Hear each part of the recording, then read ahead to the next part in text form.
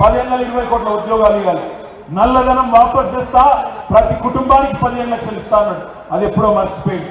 Bullet రైళ్లు ఉరుకుతాయి దేశంలో అన్నాడు, అవి మర్చిపోయింది. ఏం పీకినావు మరి 10 ఏళ్ళు?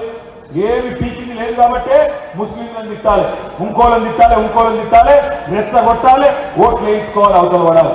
ఒకసారి పుల్వామా పేరు మీద ఓట్లు, ఈసారి శ్రీరాముడి పేరు మీద ఓట్లు.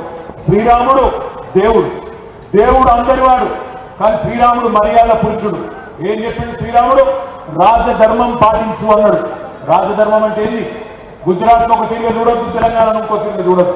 ప్రధానమంత్రి అనేటోడు గుజరాత్ సాయం చేస్తే తెలంగాణ గుర్తు చేయాలి.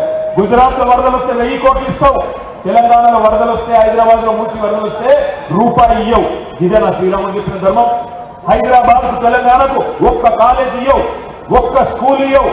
మెట్రో కట్టుకుంటామంటే చిన్న పట్టణాలకు సాయం చేస్తావు, కానీ హైదరాబాద్ దేవు. ఎందుకు వేయాలి మరి నీ కోటు? ఇక్కడ ITIR ఉంటే రద్దు చేసింది మోడీ. ఇవాళ వచ్చి తీయటి మాటలు మాట్లాడితే కాదు, ఒక్క ఫ్లైఓవర్ కట్ట చేత కాదు. మనం హైదరాబాద్ లో 10 ఏళ్లలో 36 ఫ్లైఓవర్లు కట్టినాం. ఇక్కడనే నాయన నరసింహారెడ్డి గారి పేరు మీద బ్రహ్మాండంగా ఆర్టీసీ క్లాస్ మీద అద్భుతమైన ఫ్లైఓవర్ కట్టినాం.